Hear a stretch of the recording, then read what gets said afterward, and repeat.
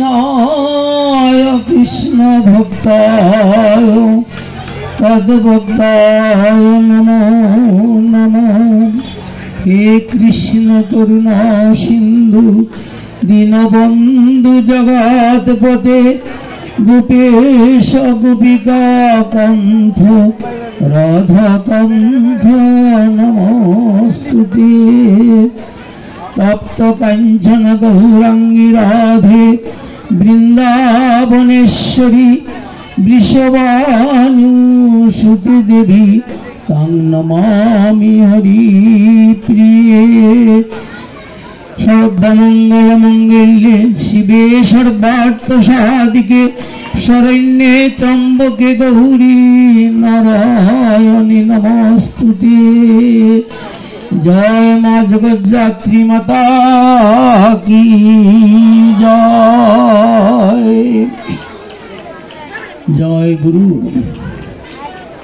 आज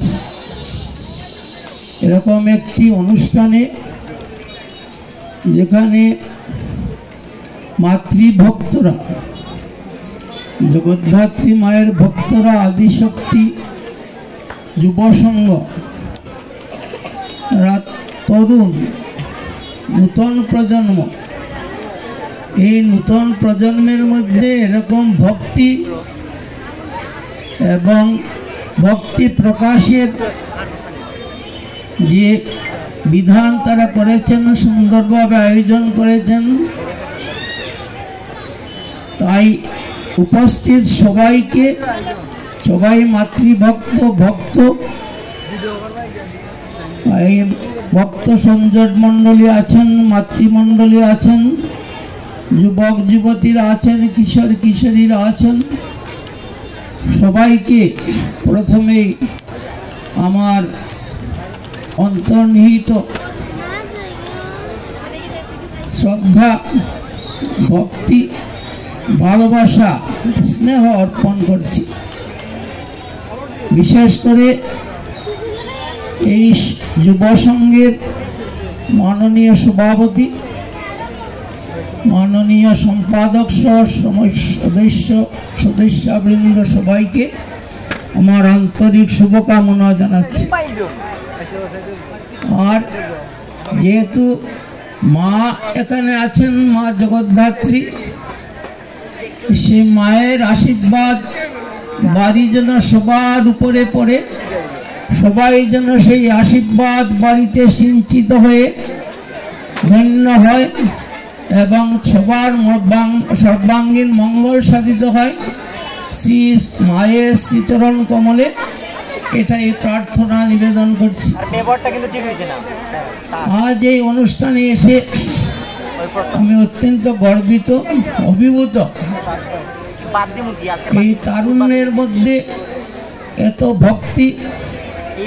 এত ভক্তি প্রকাশের আয়োজন সমস্ত দিনব্যাপী যেটি আমি অনুষ্ঠান সূচিতে দেখেছি সবই ছোট ছোট ভক্তরা কেউ নৃত্য করেছেন কেউ নাটক করেছেন সেই সমস্ত কিছুই মাকে সন্তুষ্ট করার জন্য এটি একটি উত্তম ভজন উত্তম সাধনা।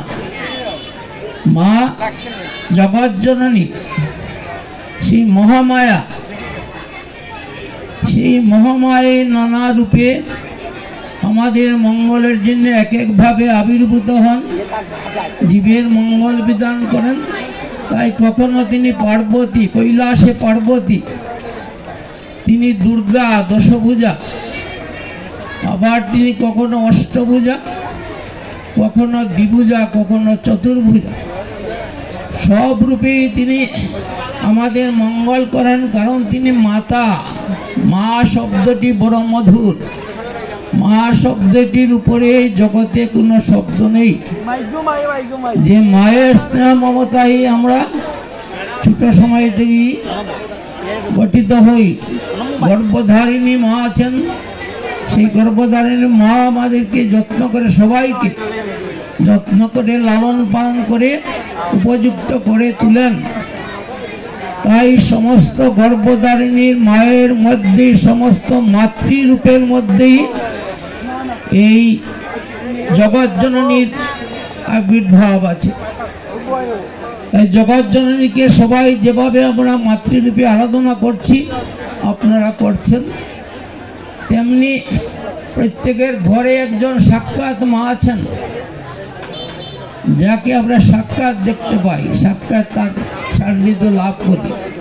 সেই মাকেও এই মাতৃরূপে বরণ করতে হবে, সেই মার সেবায় রত থাকতে হবে।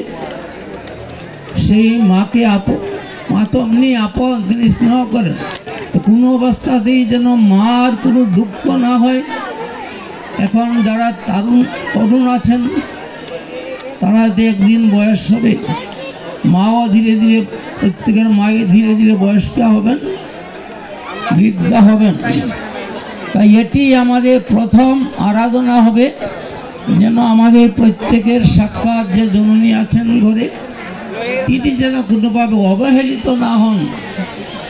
তিনি অবহেলিত হলে জগৎজননী খুশি হবেন না।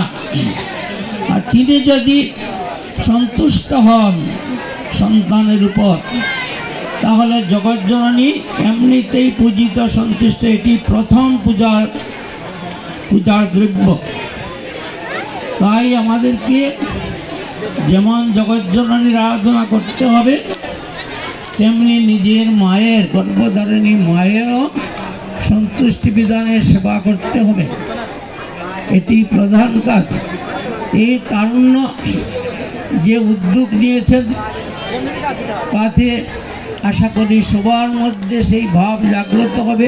আছে সবার মধ্যে, প্রত্যেকের মাকেই প্রত্যেকে শ্রদ্ধা করেন, ভালোবাসেন, পূজা করেন, কিন্তু তার মধ্যে মধ্যে মধ্যে ব্যতিক্রম লক্ষিত হয়, দেখা যায়। এটি যাতে না হয়, প্রথম সেই মা, তারপরে জগৎজননী মা। মা খুশি হলে জগৎজননী খুশি।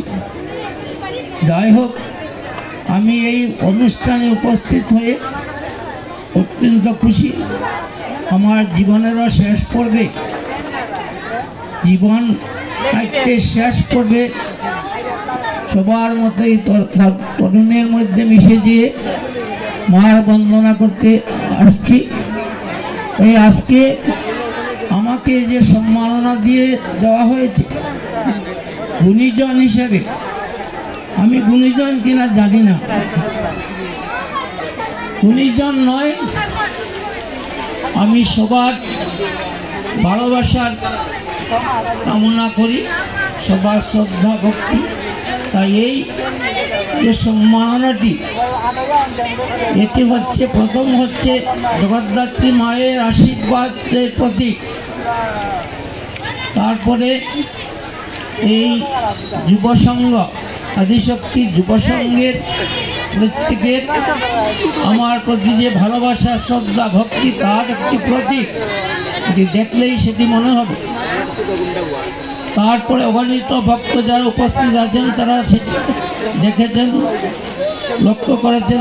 সবার ভক্তি, শ্রদ্ধা এবং ভালোবাসা এই ছোট্ট সম্মাননার মধ্যে বিরাজ করছে। তাই সেটি আমি সাদরে গ্রহণ করলাম, মাথা পেতে নিলাম, হস্তকে ধারণ করলাম মায়ের আশীর্বাদ। তাই সবাইকে, উপস্থিত সবাইকে আবার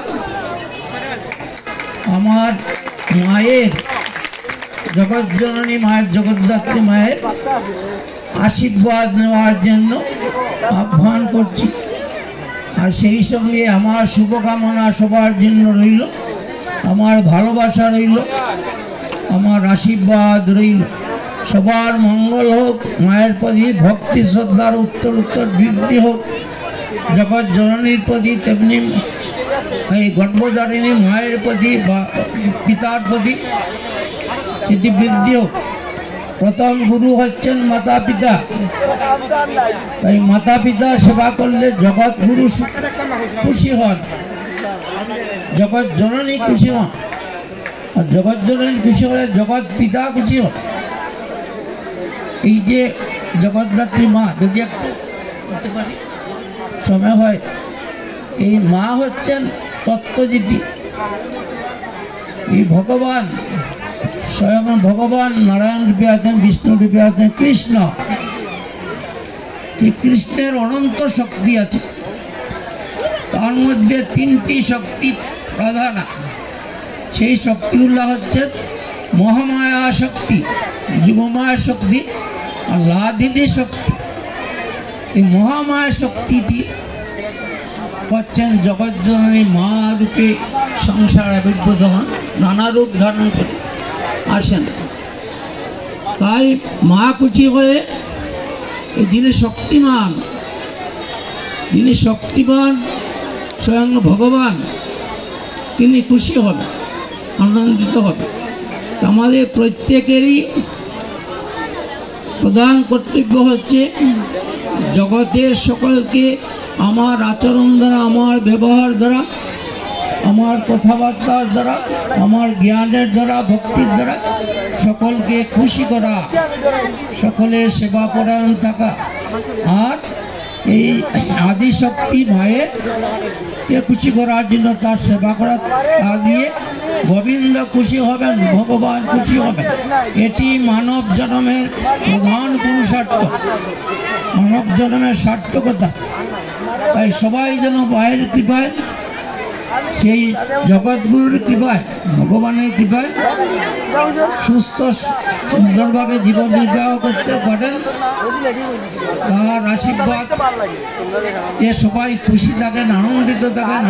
আনন্দে থাকলেই ভগবানের সঙ্গে থাকা, এই আশীর্বাদ বারবার মায়ের চরণে পরিণতি করে এই আশীর্বাদ সমাজ করে বর্ষিত জানাচ্ছে। জয় মা জগদ্ধাত্রী, জয় সকল ভক্তবৃন্দ, মাতৃমণ্ডলী সবার জয় হোক। অসংখ্য ধন্যবাদ।